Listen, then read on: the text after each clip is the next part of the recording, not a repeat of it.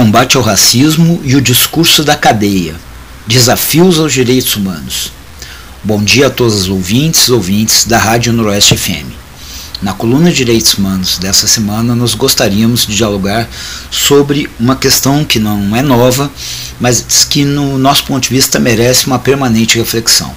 É a questão do enfrentamento ao racismo e as possibilidades que nós temos para trabalhar.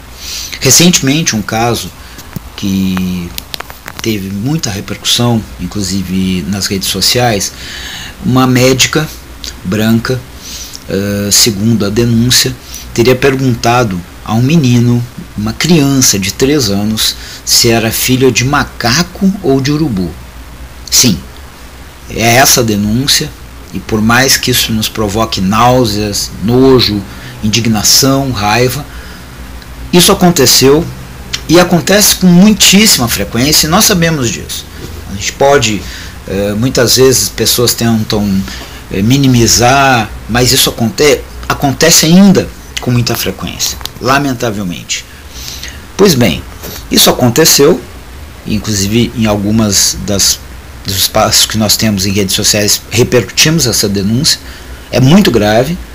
As sequelas que isso poderão causar a essa criança são inimagináveis, e as pessoas que estudam, há inclusive hoje pessoas na área da psicologia se debruçando e estudando com muita profundidade os efeitos desse tipo de processo.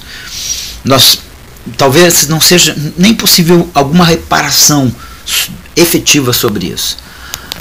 Ao mesmo tempo, muitas pessoas reagiram falando cadeia, tem que ser presa, enfim. E esse discurso nós ouvimos com frequência. Racista tem que ir para a cadeia. É preciso punir com a cadeia a prática do racismo.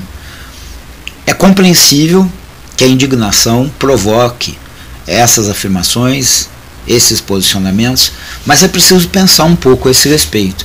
E não porque alguém acha que tem que ter peninha, entre aspas, de pessoas que praticam racismo. Absolutamente. Mas é preciso pensar exatamente a que nós estamos nos referindo quando nós falamos, em punição a pessoas que praticam racismo, atos racistas. Primeiro, o sistema prisional, alguém tem a ilusão de que ele tem uma finalidade positiva numa sociedade, qualquer que seja essa sociedade? A finalidade do sistema prisional é uma finalidade positiva? Segundo lugar, a quem serve o sistema prisional? Historicamente, o sistema prisional teve sempre a finalidade de retirar da sociedade pessoas inconvenientes, não a sociedade como um todo, mas setores da sociedade. Historicamente sempre foi essa a função do sistema prisional, e não em favor da sociedade, até porque sociedade como um todo é uma ilusão desde que se estabeleceram classes sociais, mesmo que com nuances a respeito do que sejam classes sociais. Desde que se estabeleceram sociedades onde havia senhores e escravos, o sistema prisional nunca foi para proteger toda a sociedade, foi para proteger os senhores dos escravos. A lógica do sistema prisional é historicamente classista, até porque não existe nenhuma sociedade anterior à sociedade de classes onde se registre alguma ideia de sistema prisional. Sistema prisional, portanto, não é um instrumento em favor da sociedade como um todo, até porque a ideia de sociedade como um todo esconde uma questão que são as diferenças dentro da sociedade, entre as classes que a compõem. Classes, e aí incluído não só a classe no sentido propriamente marxista do termo, mas todos os segmentos entre oprimidos e opressores. O sistema prisional, ele serve à proteção das mulheres, de LGBT, negros. Essa é uma reflexão necessária. Será que o direito penal é uma resposta ao racismo ou qualquer forma de discriminação? O direito penal surgiu como algo para proteger interesses de pessoas oprimidas? A história do direito penal é essa? Não, agora temos um direito penal diferente. O direito penal e outros ramos do direito continuam servindo aos mesmos interesses históricos, ainda que se tenha avançado em algumas questões, porque é importante não cair nas ilusões de que o chamado Estado democrático de direito, que na verdade é o Estado burguês, que ele seja um avanço no sentido de igualdade das pessoas. Não é. A vida real e cotidiana nos mostra todos os dias. Portanto, ilusões a respeito do direito penal são perigosas. Isso significa que, portanto, nós não devemos fazer nada em relação ao racismo? Absolutamente. E mesmo em relação à punição e ao direito penal, no nosso ponto de vista, é possível trabalhar-se a punição sem o aprisionamento. E aqui não estamos referindo a uma pessoa que, com uma motivação racista, mata outra pessoa. Nós estamos falando de homicídio, e isso se desloca para uma outra questão. Até porque, enquanto nós não tivermos uma outra sociedade, dificilmente será defensável que situações como essa não provoquem alguma consequência sobre as pessoas, né? Então, em primeiro lugar, vamos trabalhar essa questão. Agora, qual a melhor forma, qual a melhor possibilidade de se trabalhar o enfrentamento ao racismo, mesmo numa situação penal? Penas alternativas. E aqui não estamos nos referindo, por favor, aquela excrescência da cesta básica nos juizados especiais criminais. Não. Estamos falando de penas alternativas de maneira efetiva. E isso é possível, desde que o judiciário adote uma outra postura. Um juiz que seja um juiz defensor de direitos humanos, garantista, progressista, pode perfeitamente utilizar a lei de crimes raciais para punição a quem tenha praticado o racismo, sem chegar ao aprisionamento. Porque é ilusão pensar, e ainda mais no sistema prisional como o nosso, e mesmo que ele não fosse esse horror que ele é, o sistema prisional não é resposta à questão do racismo, a nenhuma forma de discriminação ou opressão. Mas voltamos.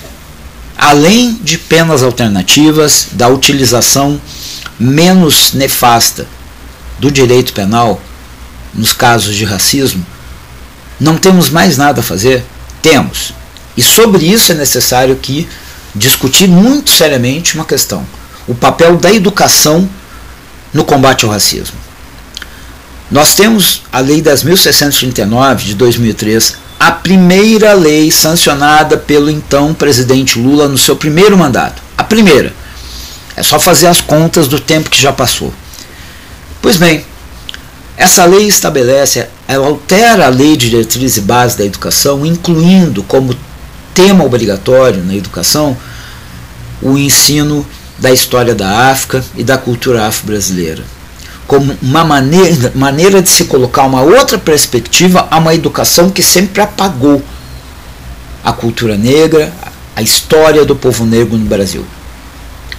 Trazer os conteúdos que nos ajudassem a superar essas marcas, porque 300 anos de escravização do povo negro não se apagam por decreto, exigem um trabalho permanente, contínuo, sem interrupções, especialmente na educação e na cultura. Ora, qualquer pessoa na educação nesse país, professoras, professores, que tem um senso crítico, sabem que nós tivemos muitíssimo pouco, para não ser injusto dizer nada, muitíssimo pouco nesse sentido. O que nós vemos no Brasil ainda são professores e professores que têm consciência da necessidade desse trabalho, fazendo o que podem nas escolas, mas como política pública efetiva no Brasil, pouco ou nada. Então, será que não valeria a pena, nesses casos, quando acontecem as situações de racismo, além do discurso do cadeia, cadeia, cadeia, falarmos sobre a educação e cobrarmos de todas as autoridades federais, estaduais e municipais um efetivo compromisso com a implementação da Lei 10.639 e também da 11.645, que traz a questão indígena, nas escolas? Não dá para continuar fazendo essa política, né, que não é praticamente uma ficção, um faz de conta, em relação à educação e o combate ao racismo e qualquer forma de discriminação. Essa nos parece a chave crucial para que um avanço no combate ao racismo aconteça em nosso país. Portanto, continuaremos sim defendendo a responsabilização e a punição de quem pratica o racismo, não com discurso de cadeia, com discurso sim de responsabilização e punição, mas exigindo que ao lado disso, e com tanta intensidade ou mais, nós avancemos nas políticas de uma educação que tenha um compromisso efetivo com o combate ao racismo e qualquer forma de discriminação e opressão. Isso é fundamental, porque nós temos várias questões agora, inclusive no começo do governo Lula, personagens importantíssimos no próprio Ministério de Direitos Humanos, Ministério da Igualdade Racial, mas para além dos personagens e das suas falas, nós precisamos de ações concretas e práticas nesse sentido. A educação é uma área fundamental e nós precisamos que isso se transforme em política pública efetiva. Obrigado.